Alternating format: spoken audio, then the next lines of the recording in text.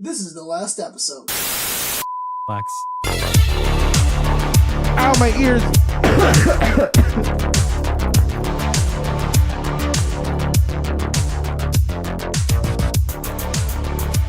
I think there's something way more fun about doing what I just did and then leaving like 17 minutes of silence like I just did. You mean giving yourself bronchitis with audio? Yeah, I think that's fun. Oh, there's the fade not happening in my ears, but it will in the post. It happened in mine.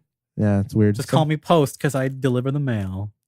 Call me Post because I look like I smell bad, but apparently I don't. Yeah, I've always loved a joke that Post Malone smells bad. And then everyone who knows him says, no, he smells amazing. But why does he look... How do you in 2018, how do you look smelly when you're that rich? You have to try. You know what Post Malone does every day, right? This is how Post Malone... No, I don't know what he does every day. Right. Please enlighten me in the audience. This is what Post Malone... What Stoney does every day. This is what Stoney Maloney does on Stuck with his baloney pony. Stoney Maloney on his baloney pony. No, Stoney Maloney whacking his baloney while watching My Little Pony. Fuck yeah. That's the title. Please make that the title. Make that the title. Way too long. No, fit it. Make it work. I'll write it down. You have audio powers. You can go back in time. Oh, it's right at the beginning. Yeah, you're right. Back to the past. Samurai Jack. So this is what Post Malone does on his Austin Post Richard does or Austin Richard Post. I don't remember the order of that. His last name really Post? Either his middle name or last name. Okay. It's either Austin Richard Post or Austin Post Richard. I don't remember. What was his name before he was like a star on YouTube? I don't remember. You've seen those videos, right? Where he's like wearing really funny clothes? He wasn't really he was like a comedy kind of dude. No, he used to pop into his friends who was a streamer of Minecraft stuff. And he used to play guitars in the background. And everyone would... I didn't know that. Everyone would... That makes the most sense looking at this guy. Yeah. And his music that he makes the most sense. He got started in music because of Guitar Hero. Mm-hmm. That's just a fact. Okay, so Clown Timeline. This is what best timeline. So this is what it's Clown Post Malone Timeline does on all the time. This is how he spends his days and weekends. Is Cocoa Butter. He wakes up, Guitar Hero 3, just literally plays video games all day, plays Call of Duty, plays Overwatch, and drinks beer. Only what is it, Bud Light, right? That's what he's sponsored by, something like that. Okay. And then at night he plays a show, and then he wakes up and does the same thing. A lot of rappers I know do that now. Yeah. Because they realize even Drake does. I found out Drake... What does he have to do? That's why would he do anything else? He plays Fortnite. And I know how much... That's the world's biggest game, but still. It's a video. It is the world, but it exactly. So are you saying a celebrity is just like us? That's not what I'm saying. Wow, he's that... No, but that's how people are with them. It's they play a video game... lot of the planet, they're so cool. Yeah, I am saying it's weird. That wasn't cool 20 years ago, motherfuckers. That's why. That's the reason why it's interesting is because these no one giant got celebrities for playing Klonoa. Yeah, man. One day I'm gonna be the world's biggest. What if 21 Savage was a big fan of Klonoa? 21 Savage. Oh my god, I don't like 21 Savage, but if that were to happen, he'd become my favorite rapper. Famous Dex is really into Monster Rancher on the PS1. Is this a fact? No, but I found out, I don't know how I found out that Danny Brown loves Persona 4 the best out of 3, 4, and 5, which means he played 3, 4, and 5 to completion, and he has a favorite girl, which is Chie, and he's correct. But what the fuck? That's crazy. That guy went to jail for selling drugs. I want to know if Jay-Z plays video games and what his favorite game is. Monopoly on the Xbox 360. Dude, I was actually going to say that. No, he likes WarioWare on the Wii because that game is all about getting money. Yeah, there you go. You have to shake a Wiimote and you get money. Yeah, it's his favorite one. It's called WarioWare Shake It. That's what I remember. Dude, okay, sorry guys. This podcast, I'm gonna cough a lot because too many baloney ponies. There's a fire right behind my house. Also, I've been. As of recording, California's on fire again. Always. But for real this time. This is a huge fire that's right behind my house. That literally, I took a picture of it. It looks like Mount Doom. That's just what it looks like. It smells like Mount Doom. That's for sure. Yeah, it tastes like Mount Doom. Slurp sound. Mountain Doom. Mountain Doom. Question mark. Question mark. Why hasn't Lord of the Rings teamed up with Mountain Dew to do Mountain Doom? They should do that for the Amazon show. Yeah, right?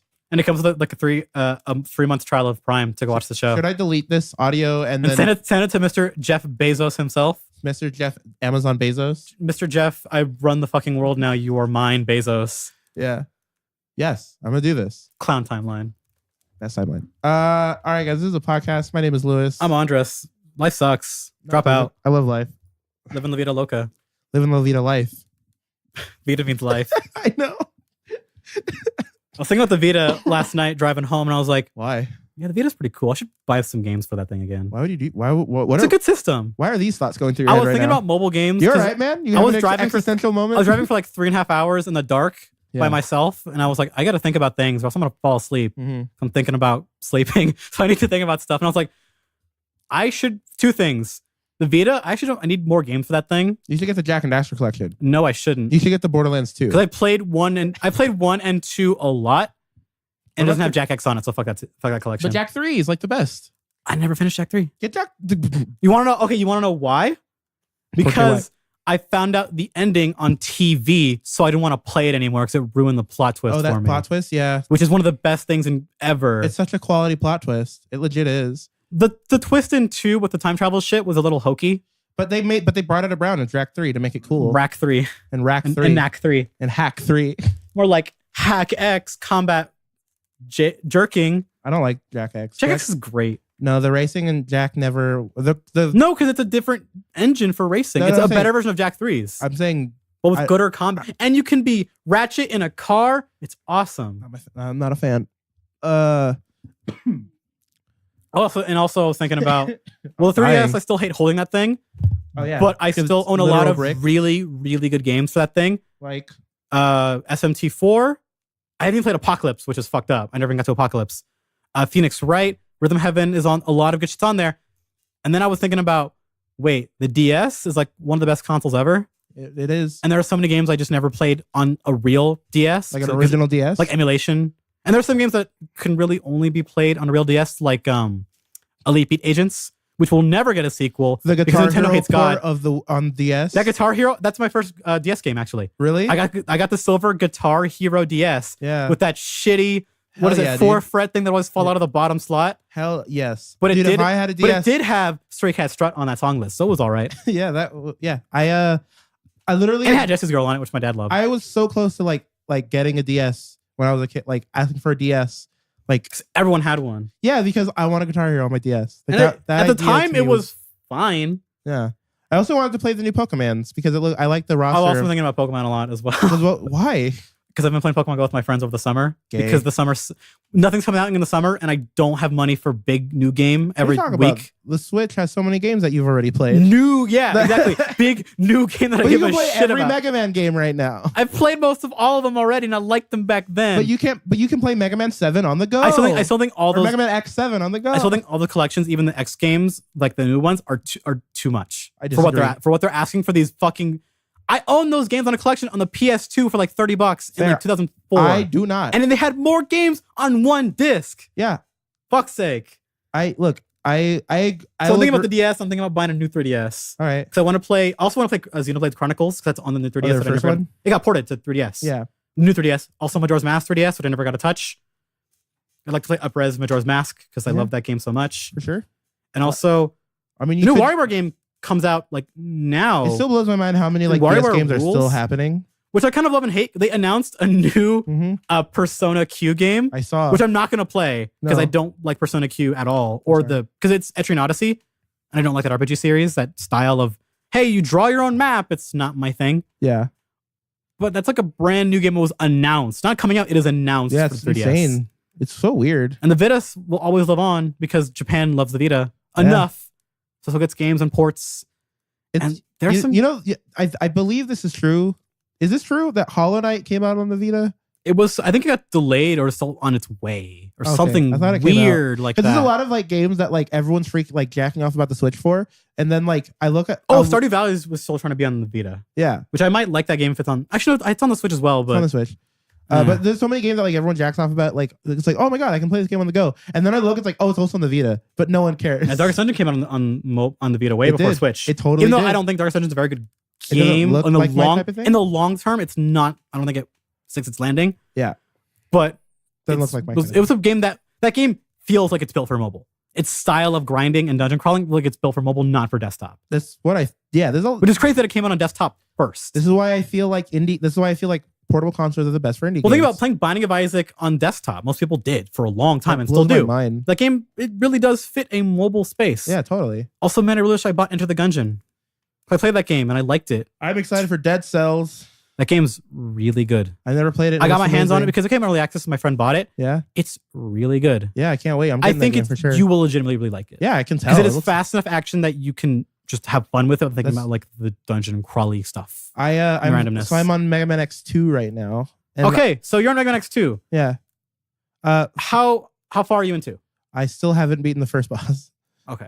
I've been hearing people going back to the X collection like, actually, I think I like 2 more than X, or like X more than 2. Like people are going back and forth. I can't even have an opinion because I can't even get past freaking the alligator guy. Because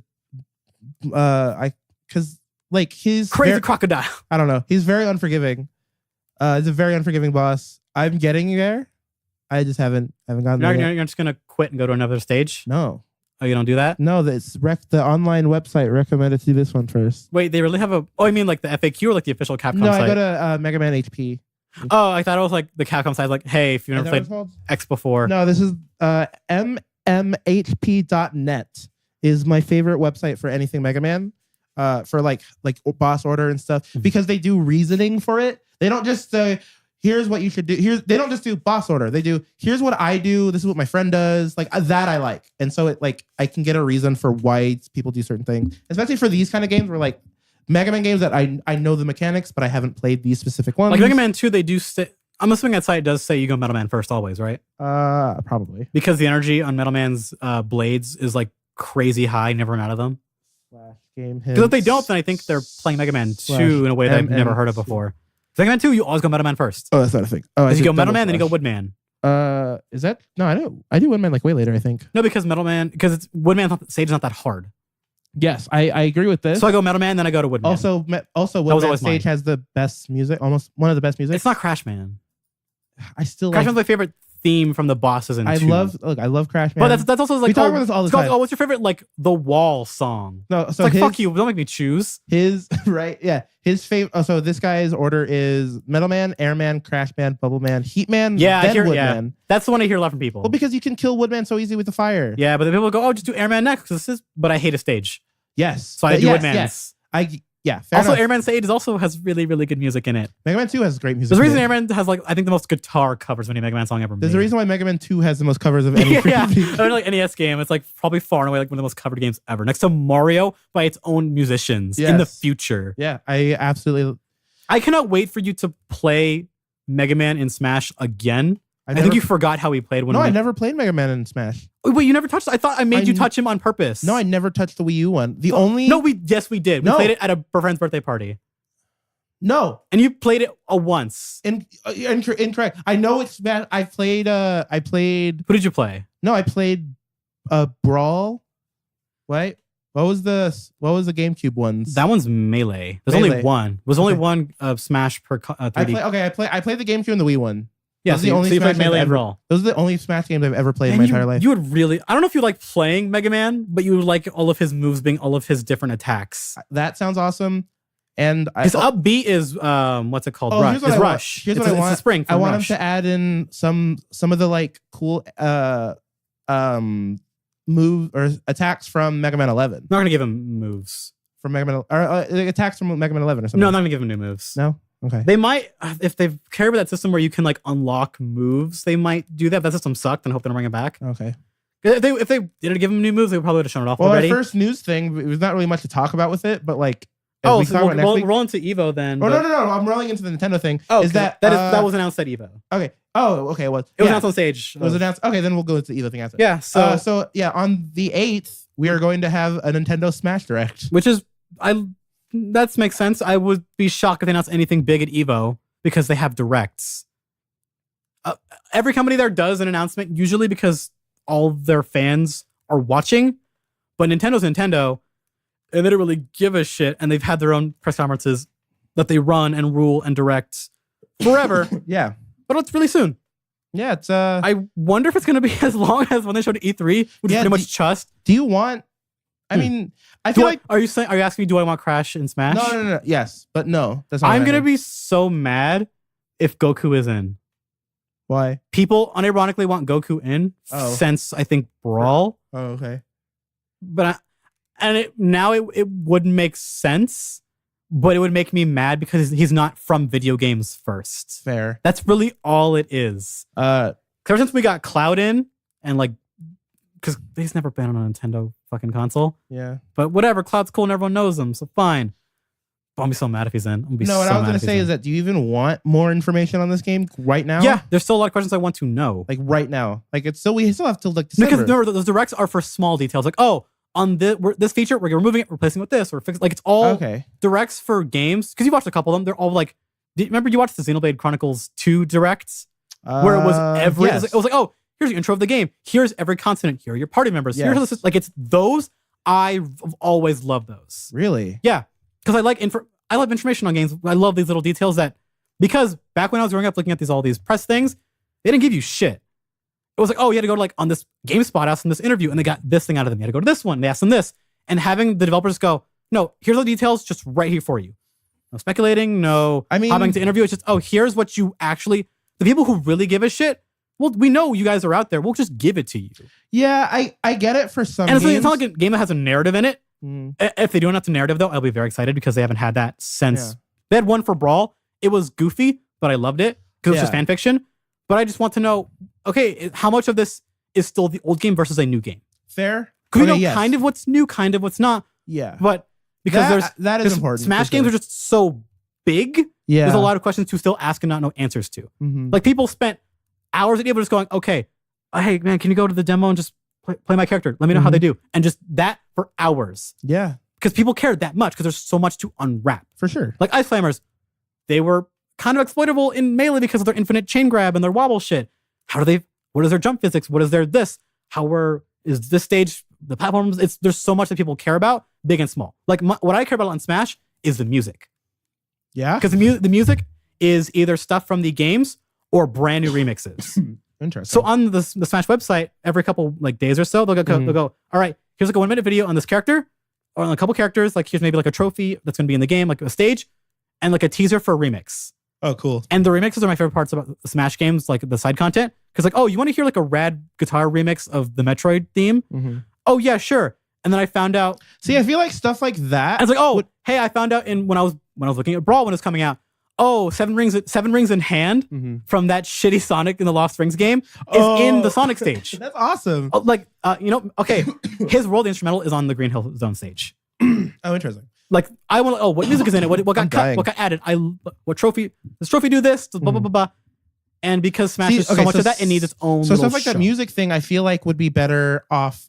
So there's some stuff I think they don't show like the songs. They just go like, oh, this composer will be on here. Yeah, or we have this many things planned. Or my whole thing is like because the website is for like the even more like small. Maybe it's different for like a fighting game type thing. Because I guess Brawl's fighting games are but this is also such a different beast because it's so much more as well. I think this doesn't count in like the category of other games. Like for the first thing that comes to mind for like information coming out or stuff like that is like Call of Duty Zombies. That's the game I care about, and I follow all. Yeah, because you care about that. You want to know everything. I don't know. Here's the thing: I want to know everything, but I don't want to know everything too early. That's the thing. I don't want to know. I'm okay waiting, seeing screenshots of what the menu is. Is it just you want to know everything to a point, or is it just I want to know everything eventually, but I don't want like 3 months before the game comes out to know exactly what the menus look like and know exactly what the music's going to sound like in the game and know exactly what all the sound effects are. Like that stuff I don't need until I play the game. Because in reality, when most of the time when you're playing these games, you're not looking at any of that. I disagree. So on one hand, for me, it's because if I'm playing Smash, I look at that stuff for Call of Duty Zombies because you need to look at all that stuff. No, that's what I mean. But like most games, when you're playing them, it's like you're playing the game part. Yeah, and you're kind of in a weird way. I also like them because I get to appreciate how much work goes into these things that I do like. I notice them every now and then, but I will never notice them as much as I do before the game comes out. Especially with Smash, because Smash has too much detail. Sakurai has almost died since making Melee, making these fucking games. Yeah, he keeps coming back. I don't understand how he's alive. He keeps coming back, and I'm mad that he keeps doing it because I don't want him to die. Yeah, because Kirby needs him. How old is that man? I think late 40s. I think it looks up really easily. Wasn't Sakurai? How do I spell Sakurai? Masahiro Sakurai. Masahiro Sakurai. And if his picture on Google is the black guy, I'm gonna laugh really hard if it still is that. Sakurai. Let me see. I was gonna type. Look up Sakurai Smash. Yeah, it's still that fucking black guy on Google. What is this? Oh, what is this? It's still there. Holy shit! What? No, look this up as you're at home, please. All right, guys, just Google Sakurai. Just Sakurai. That's so funny. Just it's still Google fucking that. there. Oh my God. What is that? Is there a reason for this? There's a reason, but I forget it's been so long and so stupid. Oh my God. But they haven't fixed it still. It's fucking awesome. But That's yeah, look awesome. at it. Look at his age. He's 48 years old. Yeah. Look at him. He looks younger Yeah. than he did back when he was making Melee. Yeah, it's insane. He's going to die. Oh, for sure. Making- Yes. That. I think he sold his soul at this point, right? I think he sold his soul to Kirby. Yeah. And, Makes sense. Kirby went, Kirby- hi. And then he ate it. Mm-hmm. He swallowed up. He went all. I learned Kirby has lore. of and course, stuff that's like, of course, Kirby has lore. but it's more than I thought. of course, And I'm Kirby has legitimately deep lore. impressed. Yeah, that's something I Because totally it's kind believe. of well written. That And makes it's sense. about like old god shit and resetting the universe and an eternal struggle. Oh, I love it. This sounds like Klonoa to me. It's dude, it is exactly like Klonoa with Yeah. its story. Where Klonoa 1 is like the saddest game ever. Yes. Because I didn't know Klonoa's story. And then I looked it up. And that- What the fuck? Why is Yeah. it so sad? Because dreams just suck. But why is it so like that game is that it ends depressing? It's because dreams suck. But why does it gotta be like that? I don't know, man. But Pourquoi? I'll say this: that definitely implanted something in my brain as a kid that made me like that kind of stuff. Oh yeah, because it's cool. Well, it made Narratively, me- it's interesting. It made me like. It's probably the reason. It's probably the first thing I can think of that of like the dichotomy between like overly happy and overly sad. yeah. And why I love that stuff so much and everything. It can be overplayed, but it's still a music- cool idea when it works. Yeah. This is why I will always say for music, an example of this, why I love the song King Kunta by Kendrick Lamar. Oh yeah, because yeah, the yeah. beat and the actual It's music. like an old, like a classic, makes- like a easy, not easy, but Yeah, and then the strings come in and it's like all dark and it's like I don't know what to feel anymore. It's like a upbeat, happy dancing DJ song. Quick. It was a DJ Quick sample. It's like an old G Funk thing, but it has like this weird stuff in it musically that it goes through. You want the funk, and then freaking those strings come in, and then it's very sad sounding, and you don't know what to feel. And I love it. That kind of stuff. That's what I like about Klonoa because you. You think Kendrick Lamar finish- loves Klonoa? Yes, you finished. Yes, I just compared Kendrick Lamar to Klonoa. Yes, I did. Maybe he did play it. I don't know. He's not that much older than us. Yeah, right. Look, I think it's 30 now or something. When I finished Klonoa, I just that feeling. I wrote King Kunta and I gave it to his producer in the future. As a bab, I traveled through time like Jack. When you finish Klonoa, you will be left with a feeling of I don't know anymore. And then they made a sequel, which okay. Yeah, and I haven't played the sequel in many moons, and I kind of forgot how that game goes. I don't think I finished that game. This is why I've been searching the internet far and wide for that. Just find a nice boy on the internet who will give it Guys, a way to you to play it for if any for of free. you know where I can find Klonoa 2 for the PlayStation 2. I think you can buy it legally through the PS4, Nope. PS2 bullshit, or I think it's only the first. Nope, that's the game. first one. Oh, the first one, yeah. Which I have on my Vita. I have Dorm Phantom Mile on my Vita. Yeah. And I love it. Remember when they got rid of PS1 games on your Vita for no reason? No? That happened for a little while. Really? Yeah, they said, hey, you can't put PS1 games on your Vita. Strange. And I was like, what the fuck? Why? I don't even remember this. I have That one was a thing for a little while.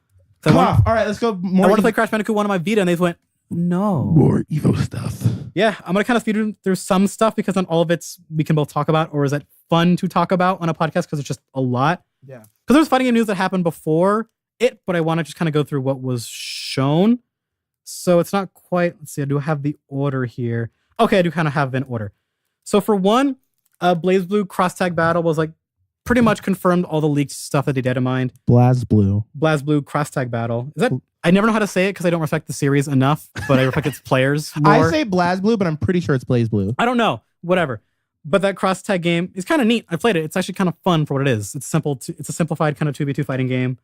I like BlazBlue a lot. It's cool. I played it because it had Underdive in Birth and Persona 4 Arena characters in it. Yeah. I don't really care about who. Okay, you like BlazBlue, right? Yeah, it's fun. Who's the guy with the long blue hair? I don't know the name. I know you're talking about. I don't know the that name. guy's fucking cool. Yeah, he is. He's in this game, and I was like, that guy's fucking cool. Yeah. Why is he in this game full of anime weirdos? That's the thing. I love all the designs of BlazBlue. See, for me, BlazBlue is such a mostly miss, but when it hits, I really like it. Yeah, it's a like cool, I kind of like and hate that squirrel girl.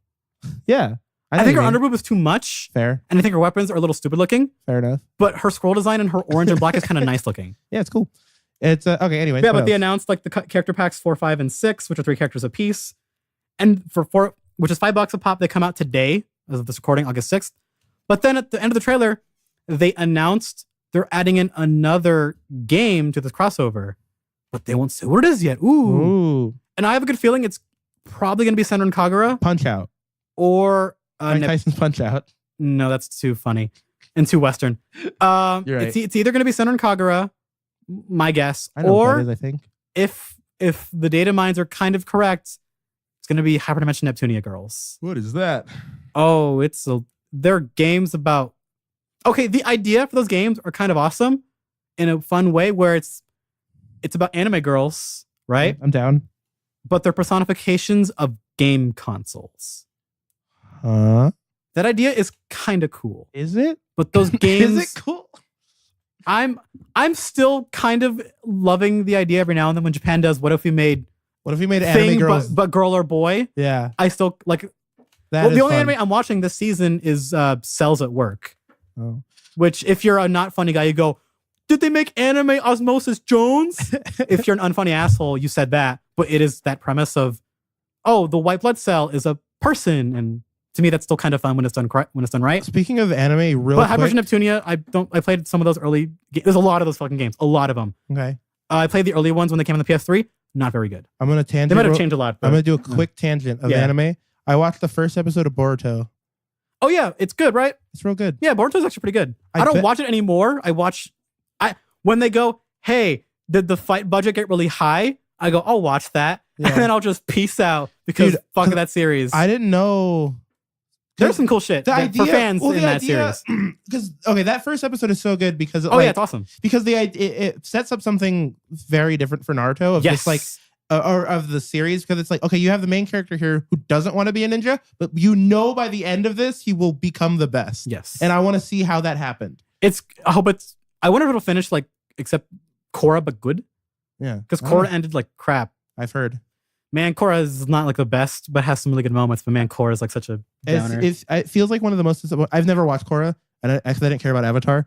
Sorry, everyone. I don't know if it's... Don't at me. I don't know now if like all the hype and hate for Korra is over. If it's worth going back to now just to look at it. Yeah. Oh, I'm like legit into like Star Wars Clone Wars right now. Oh yeah, how was that? Oh, since you started fresh. Oh, it's so good. I get it. I understand.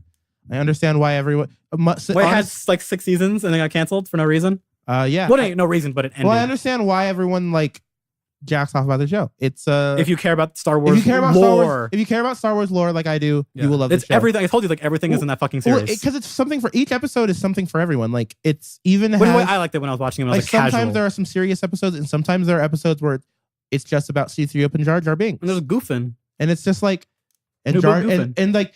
they even played off the gag theory that Jar Jar is a secret Sith. Where they did that? They did. They have an episode where the droids where like the droids think that Jar Jar is a Jedi the entire episode.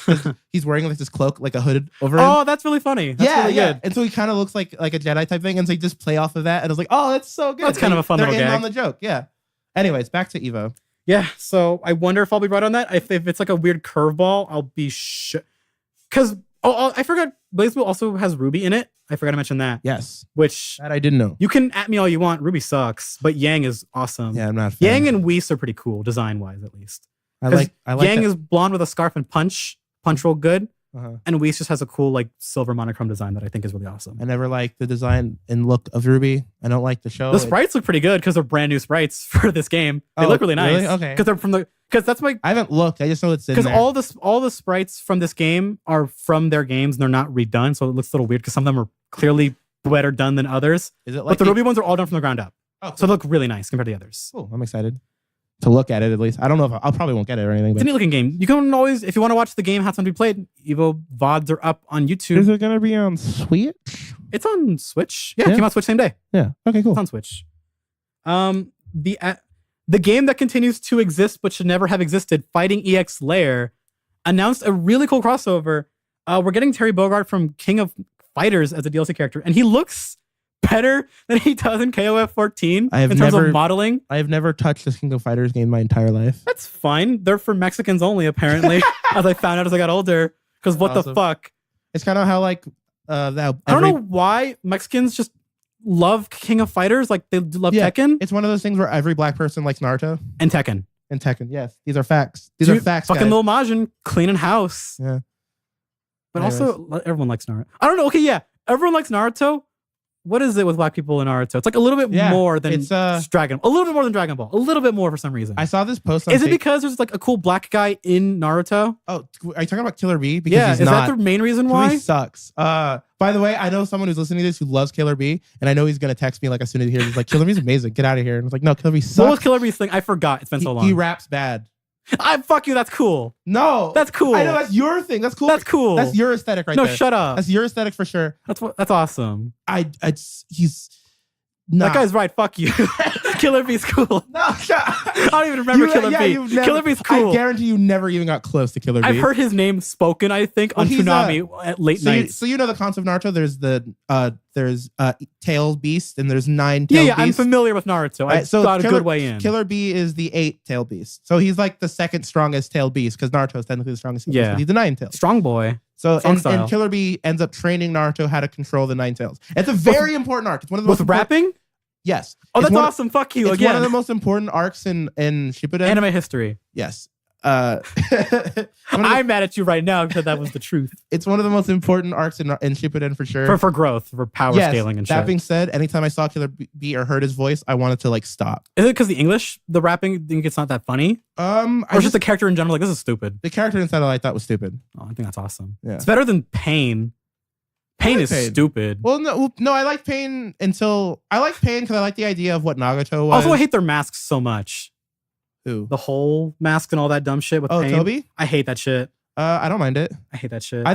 No, one of the things I love most about Naruto Shippuden is how many times it was like, all right, who's this guy? Oh, Toby, he's just a derpy guy. Actually, that's Madara. Actually, it's Obito pretending to be Madara. It's fucking Madara has been there the whole time. It's fucking Scooby-Doo. I love that. I love it so much. That's what made Shippuden Garbo. No, that's the stuff that makes Shippuden cool. Get out of here. Boruto's cool because fuck all that shit. Really? Yeah. Well, I do like the idea, and we're fucking back on Naruto again, you ass. You did. We're back on the whole idea of like, oh, you just in this new world of whatever, you can just sell talent. Yeah. That idea is awesome. Yeah. And also what I like about it, and they did this in the movie, and it looks like they're doing it in the show too. I've only seen the first episode, so I don't know. I got a decent way into Boruto before, like, just kind of just dropping it. Okay, so it looks like they're like. Don't read the manga. The anime is just better in every way. That's what I heard. Because it's got a better budget and it's rewritten to be better told. I also like the animation style a lot. I love the animation style. Isaiah hates it. I like it a lot. It's to your tastes. Yeah, I think it's fun looking. I think Shippuden's most of his animation is like really kind of hit or miss for me. Even when the budget gets good, I'm not a fan of the direction. Fair. It's a little too floppy looking. Sometimes. That's the Pain problem. Yeah. Oh, for sure. That's why the Pain fight's hilarious. It's so fun because Naruto's arms are literal noodles. Well, Pain runs and becomes like a fucking rubber man. It's funny. Okay, so you're thinking of Toby this whole entire time. I always call him Pain. Pain is a character, but I don't know why I keep calling him Pain. I think it's because it's piercings. Is why I keep calling him Pain in my brain. Yeah, I don't know. Pain is the piercing guy. Okay, now my brain is even more confused. Toby is the orange mask who's secretly Madara, who's secretly Obito. Right? Yeah. Fucking I forgot. That's Toby. Fuck anime. No. So in Boruto, it looks like I like them seeing like we have technology now, and like seeing the like technological growth. And then Boruto hits a villain with a laptop. Does that happen? No. I hope so. Talking about SpongeBob. We have technology. Yeah. Because they slam the stain with a fucking desktop computer. Because some of the cool stuff about Naruto and why I love all the Naruto OVAs is because I hate you. Yeah, I know what I did. OVAs. Manga. Yeah. And Pocky. I love manga and Packy. Anime. I love drinking Ramoon and Sake, eating some Pocky and drinking some Sake shots. Yeah, Sake shots while reading manga. Someone said Sake and I almost had a heart attack. Mangoes. I still say mangoes. No, that's funny. That's always been a joke. Yeah, that's fine. Animu and mangoes has been an old phrase that I still use. I'm kind of tired of Animu. It's for the old school people. Can we move on? I'm already I'm tired of talking about. You brought it back up again. I did. I brought it up once like an aside, and you brought it back. You're thinking about ninjas and technology, which is always a cool idea. It's super cool. I like the idea of ninjas and Game Boys. In Guilty Gear Xrd 2, there's a character who is a ninja businessman. Yeah. And when he's walking towards the whole match, he's on his cell phone. It's amazing. While he's fighting you. It's awesome. It's the idea of like a legit ninja with like kunai on his belt playing a Game Boy. Magic and Game Boys are cool. Yeah, they're magic. Urban Magic is always my favorite setting. So cool. Anyway. More Evo stuff, oh yeah, with the Fighting EX layer shit they added in. They're announcing also going to do Arya and Sharon from the EX games. They announced them. No date yet, but they're announced, which means, hey, this game's sold well enough, even though it's super bare bones, that it might still live on, which is cool because there's Skullomania in it. Let's talk about the game that I care about. Hold on, I'm rushing through because not a ton. These other ones are way smaller. Okay. The creator of Guilty Gear was like, hey, we're doing, which is one really the cool thing about it is like, okay, they announced Guilty Gear is gonna have a world circuit for competing, which is really fun because we've never had that before, first time ever. And then also, yeah, a new Guilty Gear is gonna be made. Yay. That's about it. Speeding through next one. Soul Calibur 6, I know someone really cared when they announced these two characters. One of these two characters. Mm-hmm. They announced Mina, which some people, I know one guy who cared, and Astaroth's now confirmed to be back. Cool. Which is cool. Soul Calibur 6 looks a game that I might actually give a shot. Wow. Because it's faster like 2.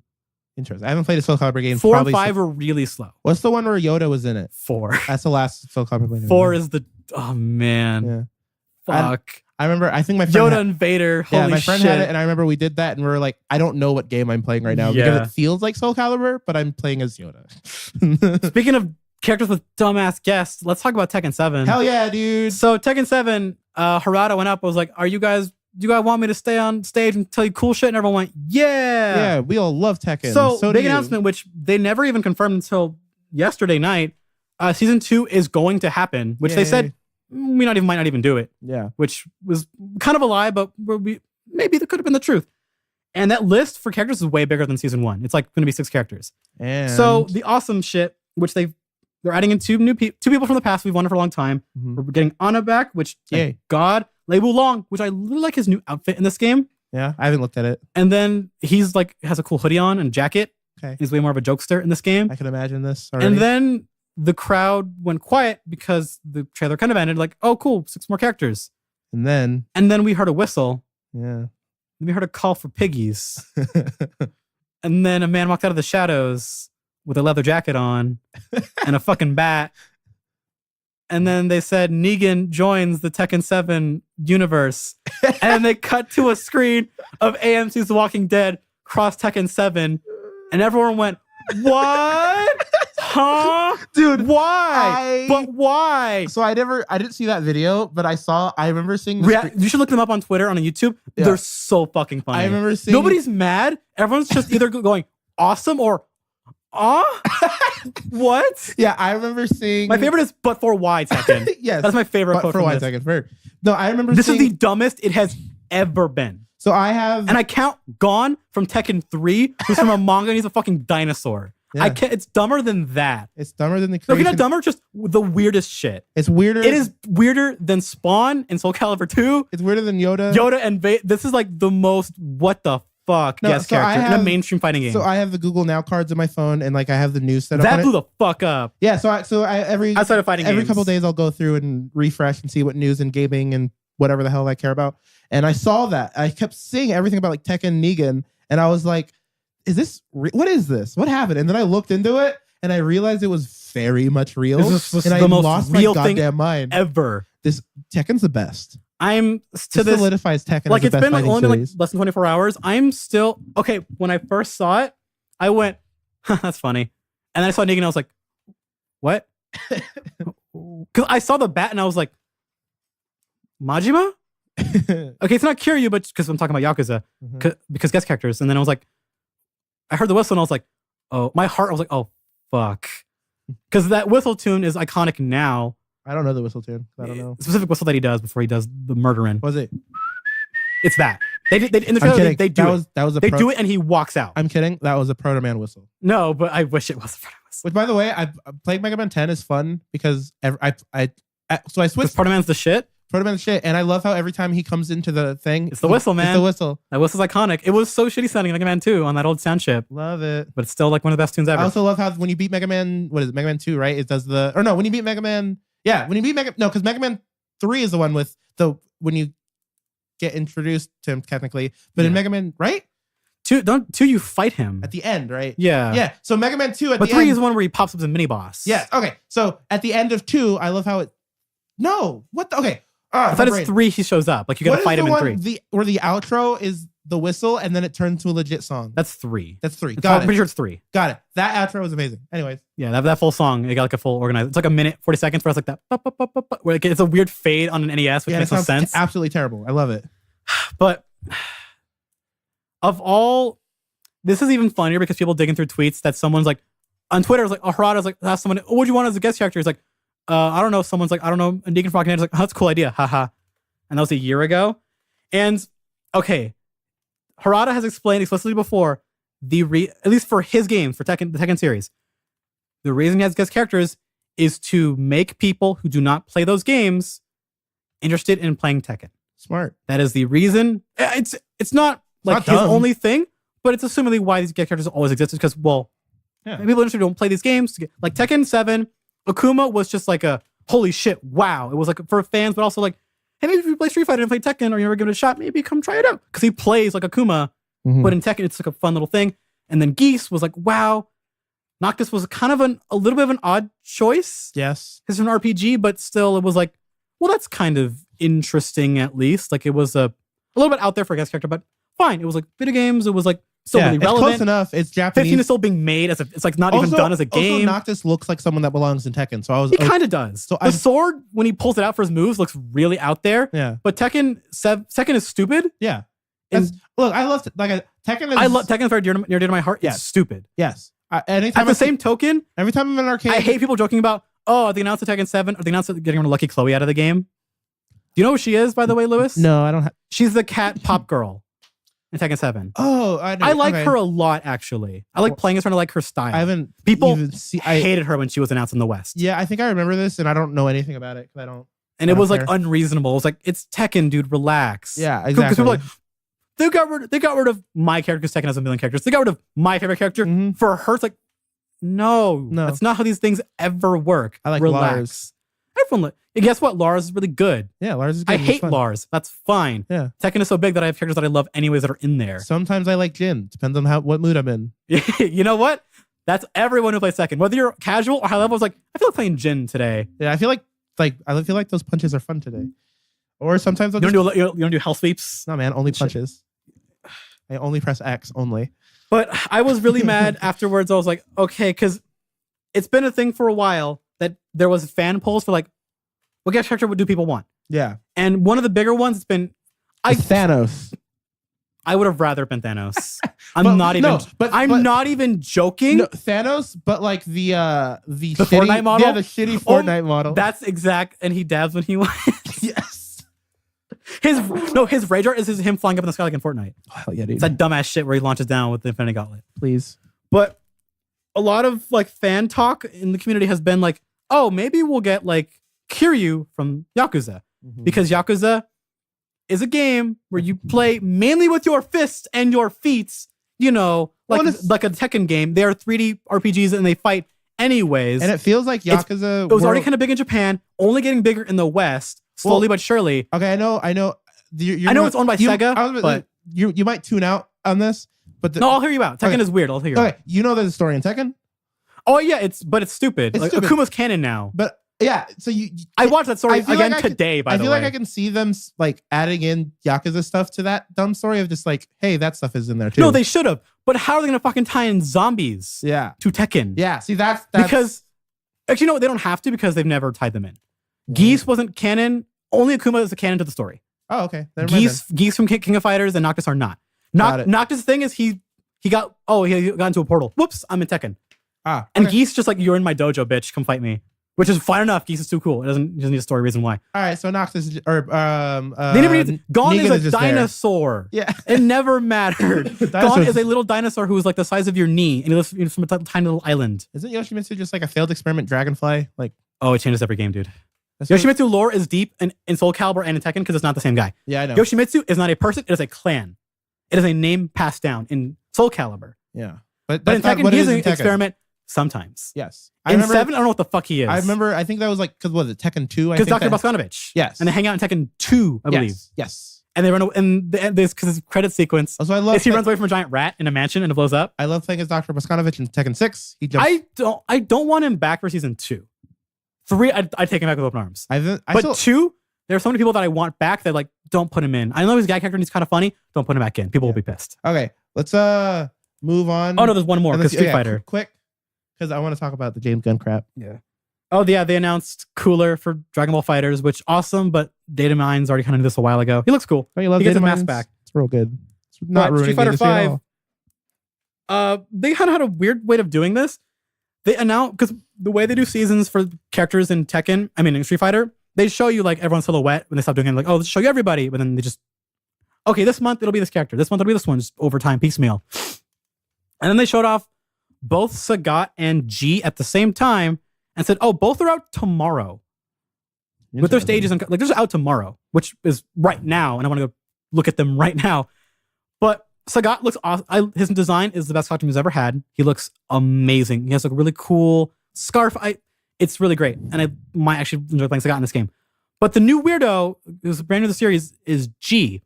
And people found out, because they introduced who he is, his whole thing is I don't know if he is or he wants to be the president of the world and reunite the world as Pangea. Oh.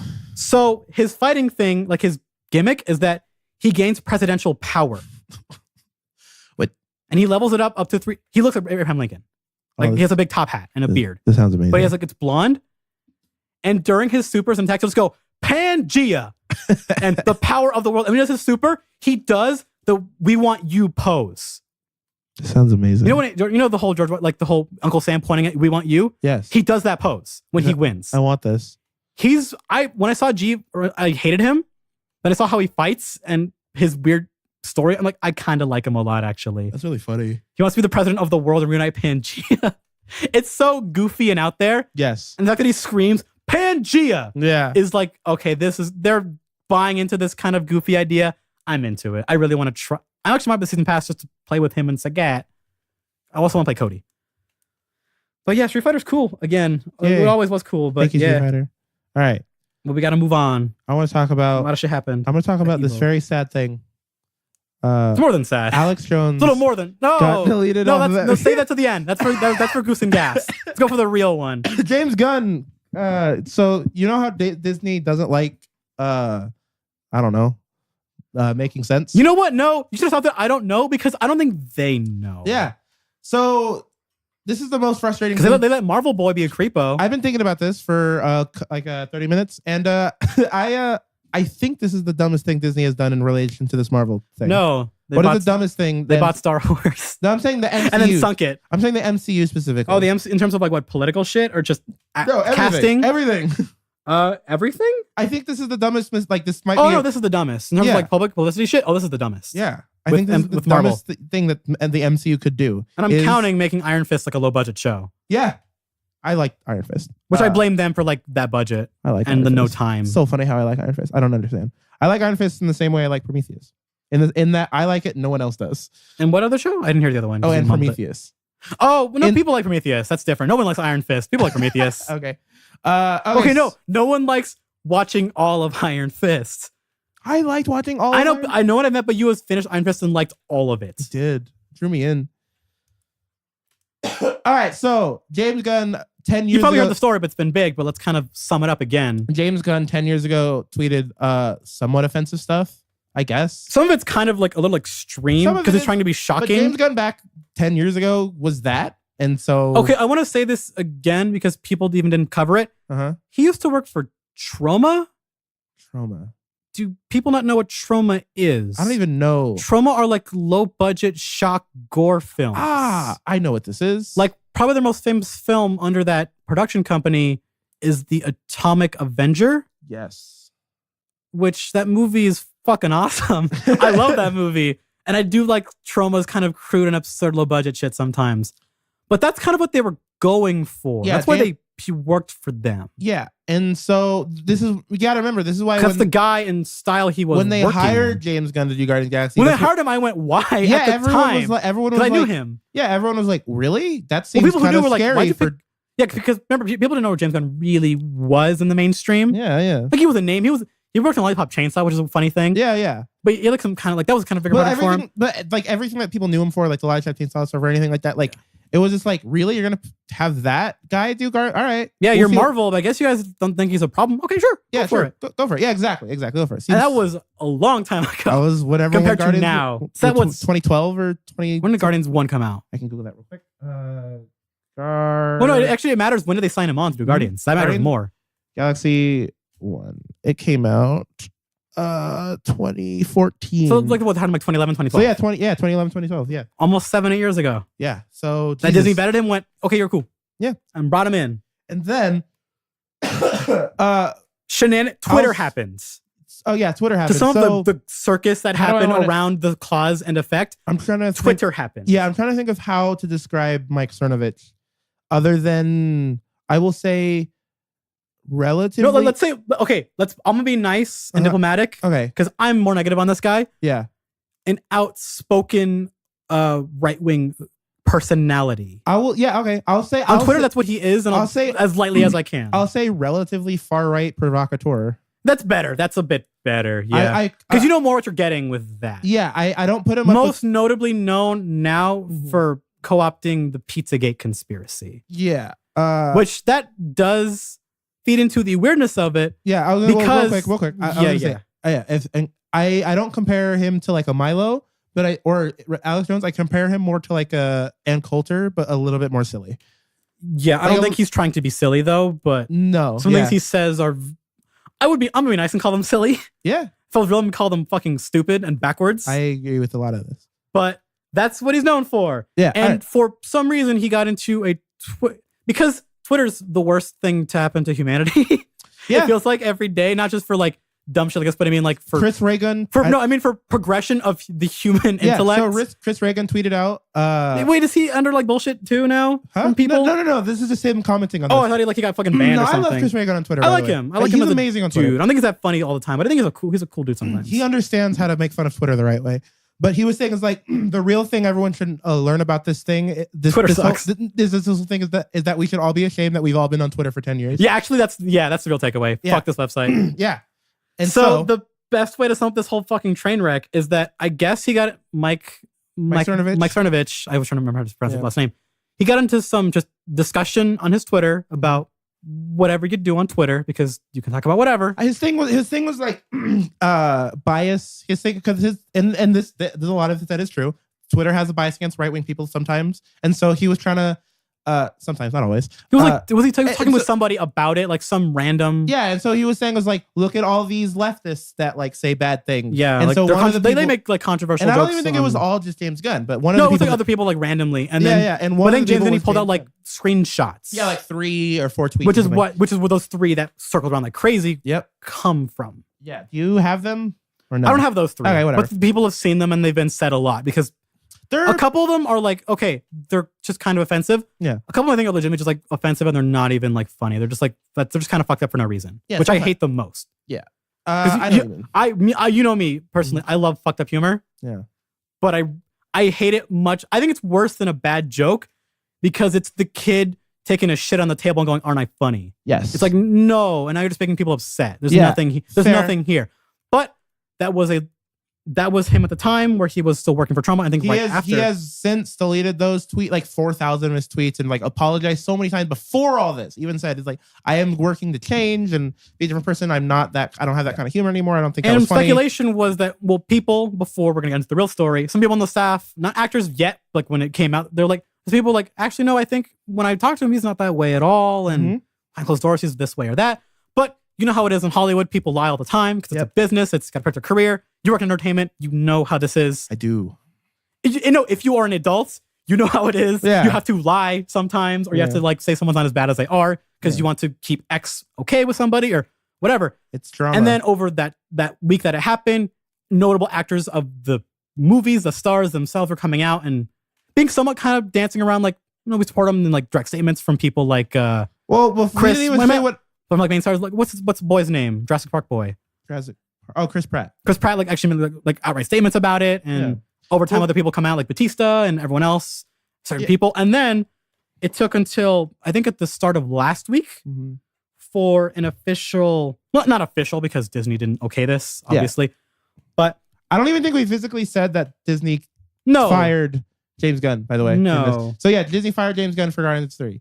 And all other Marvel related things. Yeah. Like that's what happened. Okay, anyway. They describe it as they terminated their relationship with him, which is like the most like corporate shit ever. They fired him. They fired him. They fired him because he said things that people were upset about and they didn't want that to stain. James Gunn is no longer written in any contracts for any Marvel movie ever. Yeah, and then the story ended up because we were going to talk about it. We kind of talked about it on the podcast. I'm like, well, it's being talked about it so much, like it's kind of oversaturated. Maybe we'll just like kind of wait on it. Let's see what happens. And a lot has happened. A lot has happened. And the biggest thing, I'm kind of glad this happened now so we can finally talk about it, is that the story now is the latest on it, is that the entire Guardians of the Galaxy staff wrote an open letter protesting Disney's firing of James Gunn. Mm-hmm. And I'll read it as follows before we kind of get into it. An open letter from the cast of Guardians of the Galaxy to our fans and friends. Try to read into the mic a little bit. Yeah, because I have to move my phone in a weird way. Yeah, I know. We fully support James Gunn. We were all shocked by his abrupt firing last week and have intentionally awaited these 10 days to respond in order to think, pray, listen, and discuss. In that time, we've been encouraged by the outpouring of support from fans and members of the media who wish to see James reinstated as director of Volume 3, as well as discouraged by those who so easily duped into believing the many outlandish conspiracy theories surrounding him. Being in the Guardians of the Galaxy movies has been a great honor in each of our lives. We cannot let this moment pass without expressing our love, support, and gratitude for James. We are not here to defend his jokes many years ago, but rather to share our experience having spent many years together on set making Guardians of the Galaxy 1 and 2. The character he has shown in the wake of his firing is consistent with the man he was every day on set, and his apology, now and from years ago when first addressing these remarks, we believe is from the heart. A heart we all know, trust, and love. In casting each of us to help him tell the story of misfits who find redemption, he changed our lives forever. We believe the theme of redemption has never been more relevant than now. Each of us looks forward to our working with our friend James again in the future. His story isn't over, not by a long shot. There's little due process in the court of public opinion. James is likely not the last good person to be put on trial. Given the growing political divide in this country, it's safe to say instances like this will continue, although we hope Americans from across the political spectrum can ease up on the character assassination and stop weaponizing mob mentality. It is our hope that what has transpired can serve as an example for all of us to realize the enormous responsibility we have to ourselves and to each other regarding use of our written words when we etch them in digital stone, that we may, as a society, may learn from this experience, and in the future, we'll think twice before we, as a society, may learn from our experience in the future, blah, blah, blah. That as a society may learn from this experience, and in the future, we'll think twice before we decide what we want to express. And in so learning, perhaps, can harness this capability to help and heal instead of hurting each other. Thank you for taking the time to read this, The Guardians of the Galaxy, and signed by a bunch of the main notable staff, notably Chris Pratt, Bradley Cooper, Zoe Saldana, Vin Diesel, Sean Gunn, Dave Bautista, Karen Gillian, Michael Rooker, and Palm. I can't pronounce the last name, so I'm not even going to try. The main actors of the... Over 1 million likes on Chris Pratt's page. Yeah. Okay, so... holy cow. So much to unpack with that. Like, one of the things that hit me hardest when I read that the first time was just like, yeah, this is a guy that making a movie about misfits, like bad people trying to get better. Yeah. And then this is a guy that gets fired for making joke, like who made, you know what I mean? Like whose whole job was working with misfits. Yeah. Like it's just, it's just like the irony in it is so funny from that perspective. But it's also really confusing. And then it's weird seeing that. And I think one of the most frustrating things that this is the two things back to back for me personally and a lot of other nerds. I say this and you'll see why I'll use that word is because a lot of people because of the Chris Hardwick thing.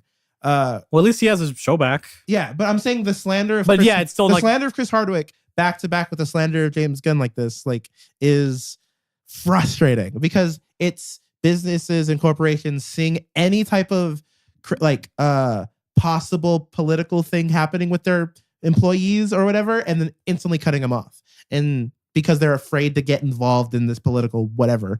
And it's so frustrating as someone who I love politics. I just enjoy it. It's something that I think is fascinating. I like talking about it and all that stuff.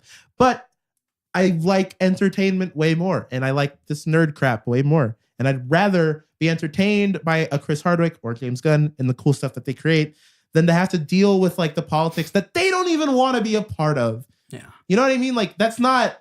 See, that's the thing that people got James Gunn on. Yeah. People said that he was targeted for this because he is very political on Twitter. Was, at least. Exactly. Yeah, he was for sure. He's like, but that was on his own time and it didn't affect what he was making. Exactly. Like I'm like he wasn't dividing people that he was working with it. This isn't even a case of separate the art from the artist. This is a case of like it wasn't causing problems for the company. It's on the business end, I don't get why. I look at it more of like some people have different personas, right? Like we all do. Exactly. In a way. And James Gunn obviously has his whatever political jokes, things that there's a part of him that's what he likes. You know, that probably will never go away. That's fine. He can have that. He puts that in his art, whatever.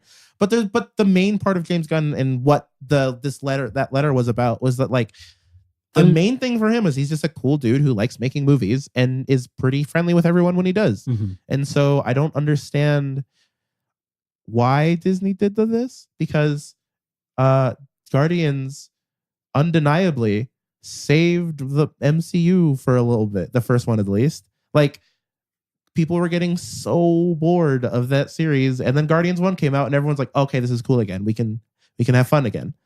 And then the second one came out and that one also was really good. They got a fucking right at Disney. Huh? Because of those movies. Yeah, now. They changed Tower of Terror to freaking Guardians of the Galaxy. Which hurts me because I like one way more. Yeah, but still, I get it. I'm not a fan of the new Vomit Tower of Vomit. I still want to go ride it because it's a ride. Yeah. But like it was that big that it's a ride at Disney now. Yeah, exactly. Like, is there any other Marvel property that's a ride at Disney?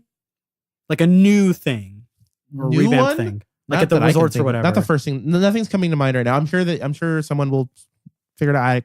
Nothing's popping into my head. Right Guardians, that was like a giant thing when it happened. Like, oh wow, they're putting like a Marvel thing in Disney. Wow, it's a big. They're finally meeting like these two brands that they bought for a long time. Yeah, blah, blah, blah, blah. It's very interesting to see. Like, and I don't like it. I don't understand. All right, do you think Disney will redact this? What do you think's gonna happen? What is your predictions? I'm wondering if because the story broke. Another little add-on that happened like 4 hours ago. Yeah, that Batista himself, Dave Bautista, Drax, my favorite character, a fan favorite character, because he's the best. In Guardians. It's kind of weird to say fan favorite character because everyone likes everyone from like the main cast. Yeah, they're all Guardians. really good. But he's like kind of one of the standouts. He's one of the favorites because I liked him as a wrestler before, and he's really good at Drax, which is crazy. He says he will not work. What is the actual thing? What did he say exactly? It was that he will not.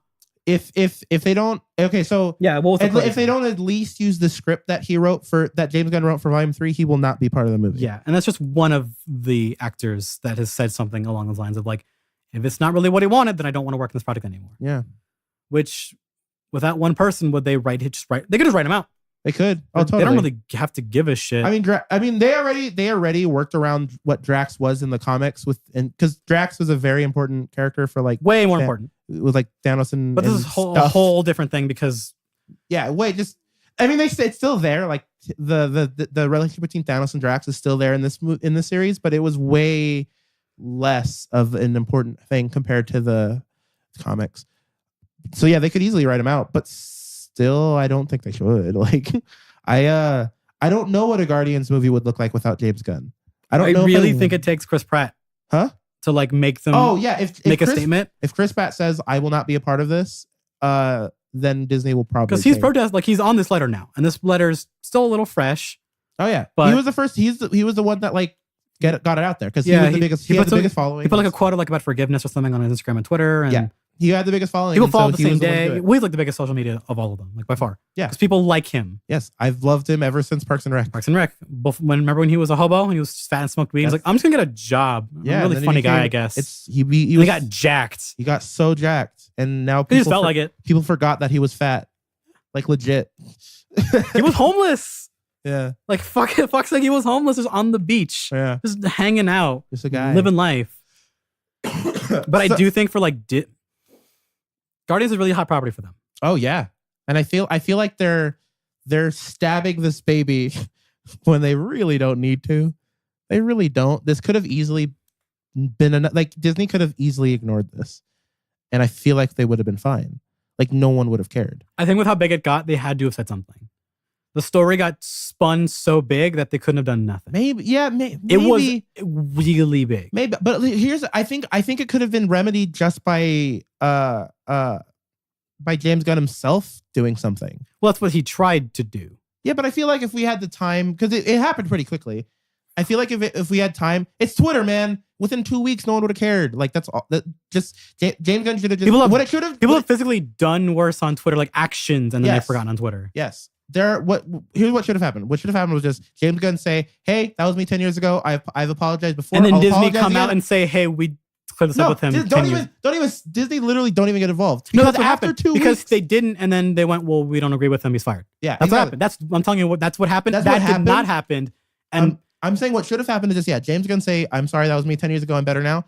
Wait 2 weeks, then don't tweet at all. Just get off the internet. That happened with some fucking guy recently, where it was like, yeah, he's a controversial shit, but we back him because we know. Yeah. It was like some Adult Swim thing. Or which is funny. Which is funny when it's Adult Swim. No, yeah, it was fucking Dan Harmon. This happened with Dan Harmon. It did. Exact thing. It was the baby thing. Except it was worse because they did a real thing. Yeah. But this exact shit happened with Dan Harmon like the week after. Which again is funny because it's like, and they said, yeah, we know it was bad. We said that to him a long time ago. We got this cleared up a long time ago. We apologize if it came out again, I guess, but this has already been cleared up. Fuck off. Also, it's Dan Harmon. Like, but at the same time, Adult Swim. Yeah, it's Adult Swim and it's Dan Harmon. Their limits are much broader, but they still have them. Yeah, for sure. Like look what happened to $1 Million Extreme, like and Sam Hyde and all that shit. Yeah. Like that because of that shit. I remember Sam Hyde. I wish I didn't. I really wish I didn't. Because I didn't know about that shit, and then I did, and I was like, "Oh my!" But yeah, no. God. I think like I said, one thing is James Gunn say, apologize, get off of Twitter for 2 weeks, and then everyone would have been fine. This would have been a non-story, and everything would be fine. It didn't have to be this way. It wouldn't have to be an not industry changing, but like like hundreds of $1 million just goof. This is a multi hundreds of $1 million goof. It's gonna be a goof because like they pretty much fired one of the only voices that they actually hired. What other directors in the MC do you care about? That I care about. I care about the guy who did Black Panther. What's the name? I forget his name. Exactly. Because I know his movies, you dick. It's not that I don't know his name. No, I'm saying I think that's important. Like, what other names? Most people who care about the MCU don't even fan like me. I love the MCU. Like, I don't love it. You know what I mean? Like, I like a lot of. You like the characters, not the crafting. The content, not the people, which is fine. That's most people do. That's what. But that's not. But no, that's the thing. They Marvel hires a lot of directors who either don't have a voice or are willing to downplay it. James Gunn was ordered where he did downplay his own voice, but he still kind of made his own style. Yeah. Same the guy made Fruitvale Station and all that shit. Then they have Black Panther. Okay, the point I'm trying to make is that to Marvel, that shit doesn't matter. Yeah. It doesn't matter. In the long run, they don't give a shit. The point I'm trying to make. The movies are products first and foremost. It doesn't matter who makes them. Yes. But the fact that they picked of all people, James Gunn. Yes. Because he was a known entity before. Like the point I'm trying to say is that like out of all of the people to like do this to, James Gunn is like the last one you want to do this to. Because James Gunn the dumbest one to do. It's the dumbest one to do it to. Like, because it was the dumbest one to pick him. I thought it was a bad idea when they picked him. Yeah. Oh, for the movies? Yeah, because I'm like, why would this conglomerate company pick a guy with an independent voice? If you're looking at it from a business perspective, yes, it's very dumb. Well, no, it's for creative sake of like, why? Why? This whole thing is a marketing machine. Yes. It's made to make products on time because they are hard to make and they take a lot of skill. If you look at it from if you just look at it from pure just like movie, but guess what? Fan of movies. But it turned out they could compromise, and that was cool. Yeah. But then they went, oh no, fuck this guy. Yeah. Like now after all this time, when this weird combo of like this guy made trauma films and like weird rape jokes in his films and how do you feel about the culture violence? And they go, oh no, now it's cool. How do you feel about the argument that people make and bring up? And I think it's valid. Bring up Roseanne? No. Because that's a different one. It's very different. The Roseanne situation and James Gunn is way different. One, it was way more, it's recent, and two, there was more validity in it, I guess. Also, Roseanne's insane, and James that Gunn was a little more valid of like, oh, and that was like an actual bad thing you said, and that was now. Yeah, that's the thing you just said. All right, anyways. And you couldn't like dance, and you kept saying more bad shit. And I'll say this on the air, whatever. I didn't think it was that bad. I thought it was fine. I thought it was a fine thing for her to say. I didn't think she could have got fired over it. I didn't think it was like the worst thing I've ever said. That was still racist as shit. Yes. I feel bad for the staff. Yes, it was. Having to lose their fucking jobs because of a dumb idiot. Yes, it was racist. I don't really care. I thought it was funny. As a black, I thought it was funny. But the the comparison of like, or the argument people like to bring up, and I think is relatively valid, is, hey, Disney, remember Song of the South? That's not valid. Why? Because they hit it a long time ago. They've covered up a long time ago, and nobody cares. But here's the thing. No, but here's because I care that I make that joke all the time. Nobody gives a shit. What about the crows in Dumbo? Yeah, well, here's or like shit like that, and they can, because the argument actually could be, well, it was a different time, literally a different era. Okay, fair enough. For this, it's like it's a different era of a person, and there are people. And there are people that go, well, that sure, 10 years is some time, but people are people. They don't always change. They lie. And sure, in some cases that might be true. Yeah. But I hate that bias towards people all the time we have now. Mm-hmm. Of like, is there an amount of years we have to pick that says, okay, after this point, if you say you've changed, it's valid now? I mean, there is no magic number, but does there have to be for people to be okay with shit like this? I think we should just look to South Park and When Is AIDS Funny? Like, that's a good episode I think we should just go off of and use that as law. I'm almost serious, but not at all. I don't remember that episode. Oh, you don't remember this? There's a lot of South Park, and I hated South Park as a kid. Okay, well, the whole South Park thing of just like, when can I get the idea from just the title alone, but what was the episode? When can AIDS be funny? That's pretty much the whole concept of that episode. And so, and that's kind of what you're saying with this. Like, when are we allowed to? What is an appropriate amount of time? Because that is a question that you can talk about, but I'm more angry about the fact that is a question that people want a real, like, hard answer to now. I need to know that so I can know when to forgive. You can't. Somebody is like, no, that's not how it works. Yeah, it's not like just because a decade has happened. That's the thing. I think another thing people. I don't want. Whatever. No, go into it. Fuck it. There's another thing that this is all opinion time. Yeah, all right. So fuck it. This is a podcast where we talk about whatever. Once we reach like the hour mark, you can leave. It's not a movie where it's like, we're just fucking rehearsing on stage for our new experimental art piece. We're just gonna test it out. If you like abortion for 3 hours. So that'll be a really short one between me and you. Why? Because I have nothing long term to debate. Okay, got it. I have a lot to say. I love talking about abortion. I don't. That's why I'm done with it. I did it for work in college, and I'm like, that was kind of interesting. I'm done forever. One of my favorite things to talk about. Anyways, done forever. So where was I?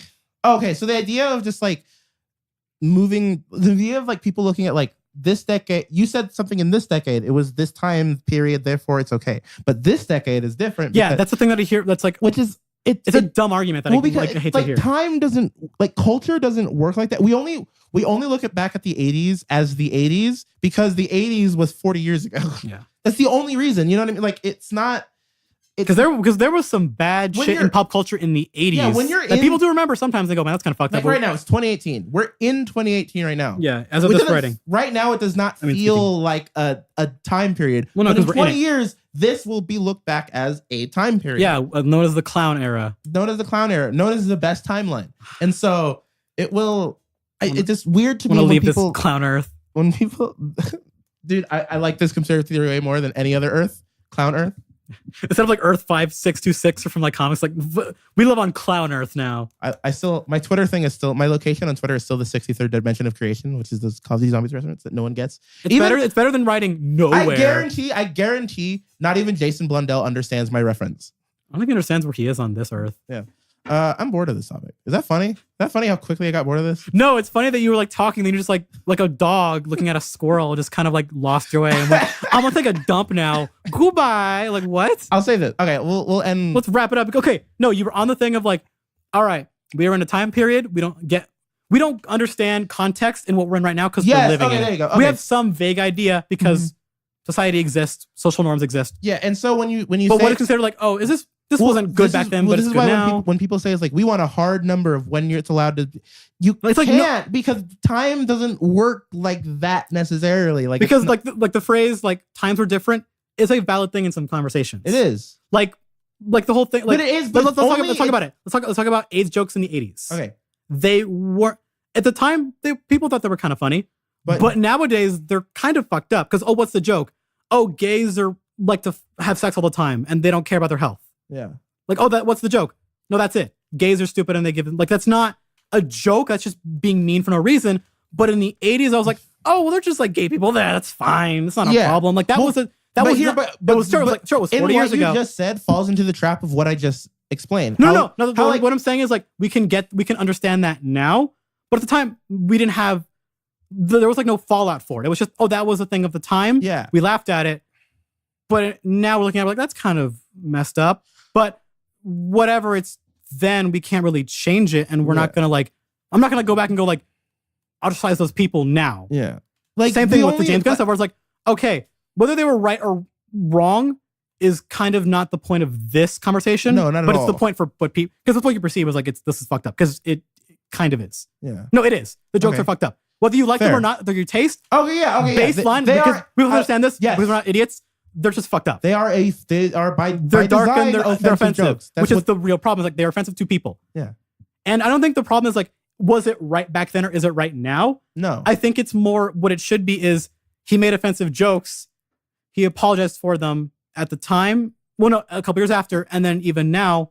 Why is that not enough? Yeah. Is actually what I think is more what I'm confused about. Is that he did not say like, well, back then it was fine. That wasn't said by him at all. Or any of the people that are like coming to his aid. It was just, no, he apologized and owned up to these and things funny anymore. Yeah. He wanted to move on. He's not lying. He told people that he wanted to move on privately and publicly. And people, as far as we can trust, because like I said, still said, they are still celebrities. They have their jobs. Mm-hmm. They also vouch for him. Yeah. So why is that not enough for some people? I think that's what I'm kind of more confused about. Why is that not enough for people? I think, and this kind of can tie into the Alex Jones thing. I think people look into, I'm not, okay. I can word this without saying it's just a right-wing thing. I think I can. Because it's not, because James Gunn obviously isn't that. No, he's super liberal. He criticized Trump. Last thing it was like criticizing Trump. I think it's more of a thing where I think people... Because he was talking about in the statement of like, they're tired of like this political divide and like all this mob mentality shit, which me and you can both agree fucking sucks. It does.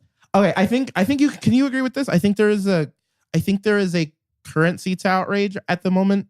I feel like currencies? There's a currency to outrage, and I'll explain. And so, I know what you mean, like good boy points and shit. Yeah, I know what you're talking about. Yeah, and I think right now, especially on stuff like Twitter, I think people. It's all about fucking pointing fingers. It's what it turned into. It's always been about that shit. No. I've been on Twitter for a while. It's not that. It hasn't always been this.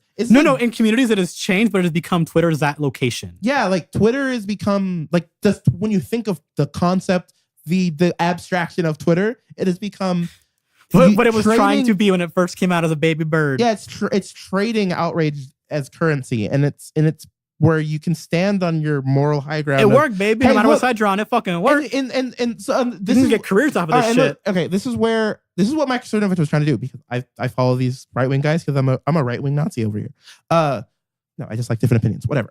So Mike Cernovich, the whole point with what he was trying to say in that argument, pointing out all the hypocrisy of the left or whatever, which is what he said, was to show that like, hey, why don't you get outraged over this, but you'll get outraged over this? Because he was trying to find logic in this outrage currency thing, and like he does have a point, but he's also wrong in the fact that people on the left do get called out for this shit. No, But in his crazy weird words, he's not wrong. Yeah, he's not. There is a problem. But if you're not a dummy, which I think a lot of people are less dumb than we give them credit for. Yes, people are aware that this exists and they don't like it, so they just don't participate or just ignore it. Yeah, people either are until it becomes this where it's like, wait, people losing jobs with this shit. That's kind of dumb.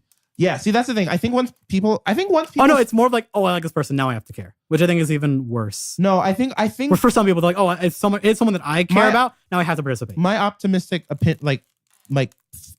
hypothesis would be. I think once people start really realizing that these have ramifications for more than just the person you're attacking, which they did, but they just still people. No, dumb. I think people are starting to understand that. Yeah, but there's still, like, it's been happening, but it's still so slow. Yeah, I think once people really start solidifying in your head, hey, you're costing hundreds of people their jobs. Like I said, it takes it for people to be hit that they like. Yeah, it's all it takes. Yeah, and it does happen, but then they just forget, and then it happens all over again. And no matter what side you're on, it's like, oh.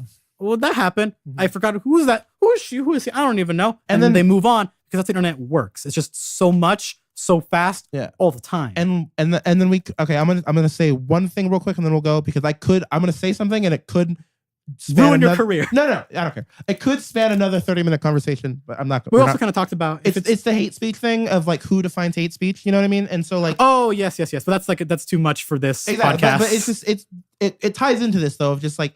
When you use like I said, outrage as a currency, you start blurring lines around what definitions of things are on purpose, maybe to benefit yourself or people that you like. And because again, these people aren't dumb. They're not like I don't think they're dumb. I think they're lying. I think that's well, I don't know, because I don't want to add motive. I hate adding. It's a lot. Like I said, it's a lot to go into. Yeah, because I don't want. Because some of them might be lying for it. Some of them have bought into a philosophy. It depends on the person. Some of them don't want to be attacked anymore. Yeah. Some people just want to make friends and they're lost and they're whatever. Or some people just don't care and they see something and they're like, I don't know. But now because of fucking stupid app where you can only type a couple hundred characters and then you can't edit them later, defines your career. It's insane. Clown timeline, dude. Hundreds of millions of dollars on the line because of 3 tweets. Yeah. Because of 500, 600 characters. Like 600 letters out there that someone typed. And all of a sudden, $150 million, more than that, probably, like hundreds of millions of dollars are gone. And all this hubbub over like a non-story at the end of the day. Non-story over the day. Over something way more important shit happened in the world. Yeah. Happened that week. But it was, let's just talk about this shit because people don't know when they want to decide when they like somebody or not. Hey, I want to end on a positive. Did you guys know that we have pulled more people out of poverty in the last 8 years than we have at a faster rate than we have ever in history. Is it because we're not using straws anymore? Yes.